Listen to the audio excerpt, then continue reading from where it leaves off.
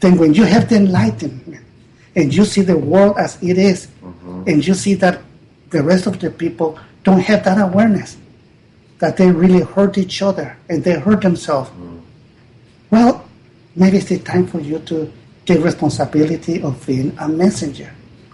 Oh, because what message am I putting out, exactly. in other words? And this is something that my son put in that book. What kind of messenger are you? What is the message that you deliver to the people that you say that you love, to your beloved, to your family, to your children? Because your children will learn not just what you say, they will learn what you do, and they become a copy of you. We were talking earlier about something that a lot of people do, and sometimes we don't even realize it, about when there's a knock at the door, right? Yes. You can tell the children, you never lie. Right. Then somebody knock at the door, right. and you tell the children, go and tell them I'm not here. Right. Exactly. Your child open the door and say, my father said that he's not here. Right. Exactly. Well, he's innocent. He don't know yet.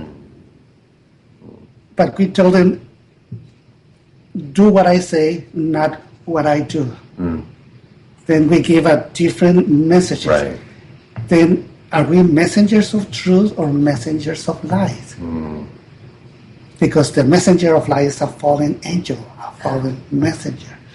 Wow. Then what kind of messengers are we? Wow. That's what I love about this fifth agreement. That's one of the things, actually, yes. You take the responsibility of being a messenger. Right. But it's nothing personal. Everybody has the right to make their own choices. We don't have the right to control them. Okay, but you're not giving me or all of us the right to go out and say, this is what you're doing wrong and this is what's bad. No, it's up to them. You have the right to share a message. You're responsible for what you say, but you're not responsible for what they understand. Am I responsible for saying it in a way that they can understand it more, or without condemning what's happening? Well, there's no reason to condemn anybody, because in that case we will believe about that is good and evil and right or wrong, when it's not, none of that things are true. Things just exist. We live in universes that are always perfect. Only perfection exists. Imperfection doesn't exist, only in our head. And because we have the opinions, we have, we judge it, and we even judge ourselves of not being perfect. And this is the message that we give to ourselves. Right. Oh, I'm just a human. I'm not perfect. And it's the biggest excuse also. I didn't do it because I'm just a human. I'm not perfect. Nobody's perfect. Wrong. We just don't know about our own perfection. It's like in medicine, We hear many doctors say, oh, humans only use the 5% of the brain capacity. Translation? Well, those doctors only know about the 5% how the brain works. They ignore the other 95%. But the truth is that the brain is working the 100% all the time.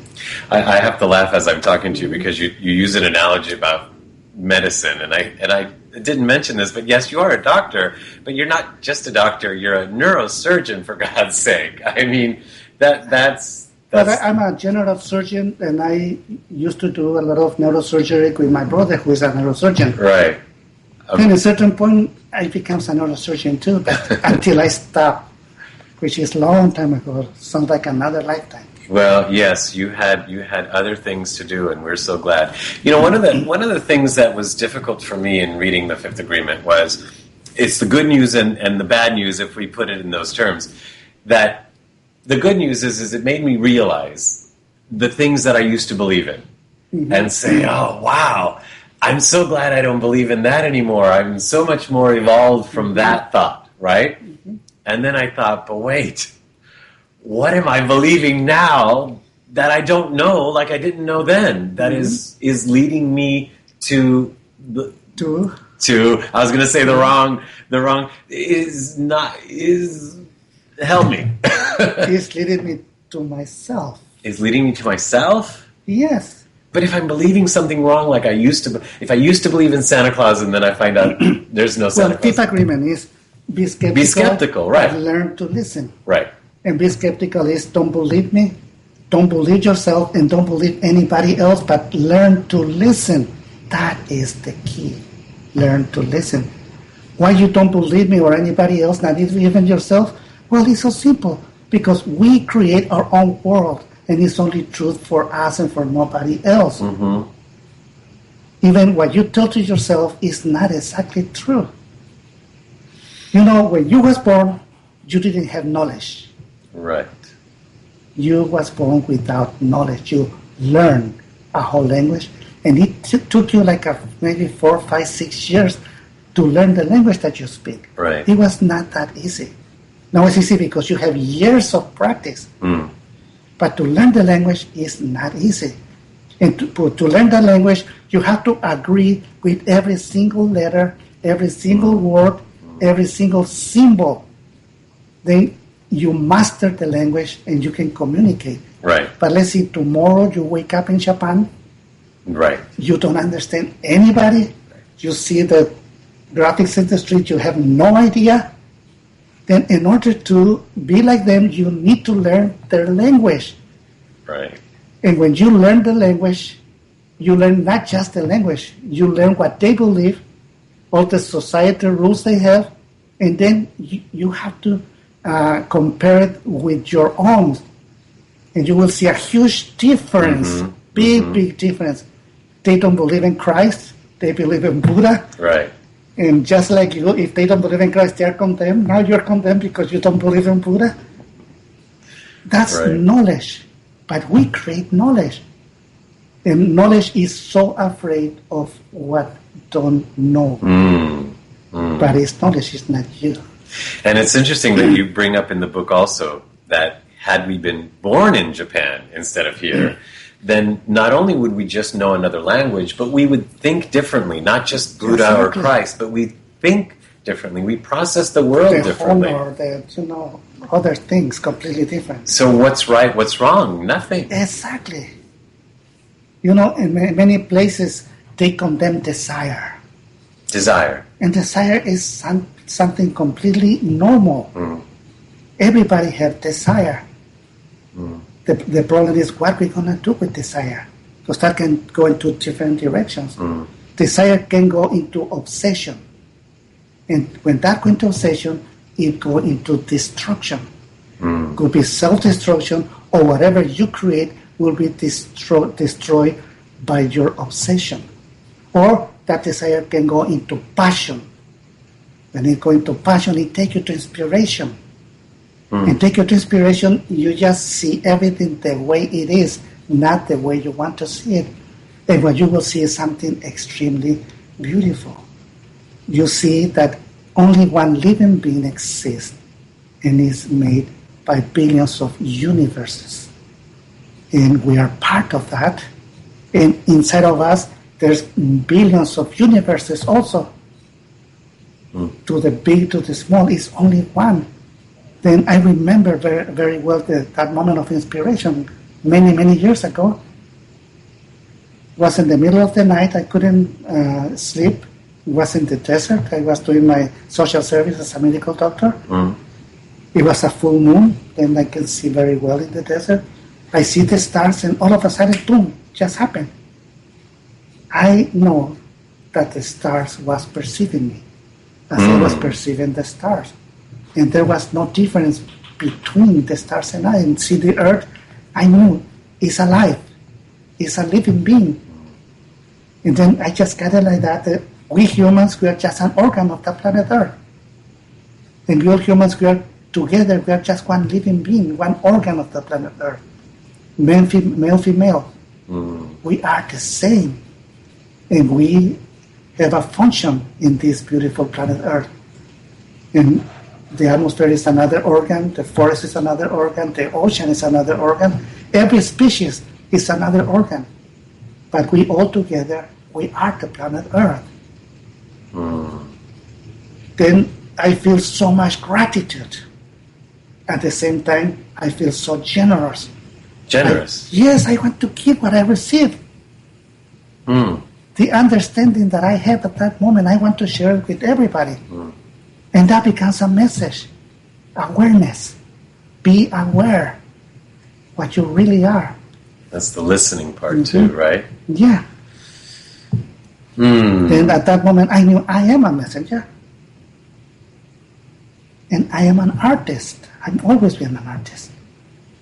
Right. Actually, you talk a lot about that in the book. Define that real quickly, the artist aspect of it. That we're the word painting, Toltec means artist. Right. Toltec is in Nahuatl. When you translate it in English, is artist. Then we all are artists. We create. We are programmed to create. Then the most important thing that we create is the language that we speak. Because we use the word of that language to create a whole story. Could be the most wonderful story or the most dramatic story. Could be heaven or hell. It's our creation. It's our responsibility and nobody else. We decide. It's our world. Then when I ask everybody, please help me to change the world, I'm not talking about the planet Earth. I'm talking about the world that we create in our own head. And only you can change your own world. But if you get the keys, you do it by yourself. And that is the message that we deliver to everyone, to whoever wants to listen. Because they will change the way they want to change, not the way we want them to change. No. Because only they know themselves very well. Yeah, as a matter of fact, sometimes I think, it's so hard for me to change. How can I change other people? And therein lies the answer. You don't change other people, you change yourself. Exactly. Before the break here, we talked about how we can change the world, and that's truly by changing ourselves. And obviously, by living by the 4 agreements and the 5th agreement, that is a way. Now, the part of the key, because you talk about the keys, isn't part of the keys recognizing we are not our story? Well, I think the first key is to accept yourself just where you are. And to recognize that you are perfect just the way you are. Yeah. And believe that you are perfect just the way you are. That could be hard. This is the very first step. You know, after that, everything becomes easier and easier. You know, practice makes the master. It's about practicing and practicing until finally you start shifting and changing everything. Don Miguel, is this one of those things where you look in the mirror and even though you don't see beauty or you don't see thin or you say you're beautiful, you're thin, like is this you convince yourself or you lie to yourself until it becomes, you feel it's true? Well, the truth is that you lied to yourself before. Because when you grow up, you have all those opinions around you, and in those opinions, they teach you what is beauty, what is ugly, what is right, what is wrong, and you'll really believe about yourself whatever you want to believe about yourself. Then what you see in the mirror, you may say, oh, this is ugly. But hey, who say that a newborn baby is ugly? Right. Or a very old person close to die is ugly? What is really ugly? Or what is really beautiful? When you're in your prime time, let's say, and you're in your 20s, 25, when you're the most beautiful according people, that's what makes you really beautiful? Or when you're in your 40s, that you're more smart, more powerful? You know, there's so many different points of view. Then which one we have to believe? Good point. So we believed the lie, and now how do we turn that around? Well, seeing that it was just a lie. The lies will not survive the truth. You know, Jesus Christ 2,000 years ago say, and the truth will be revealed to you, and the truth will set you free. Free of what? Well, free of all those lies. Isn't that wonderful? That is wonderful. So here we are. We're going to change the world, and we're going to start with ourselves. And the very first thing is to stop believing the lies and believe the truth about who we are.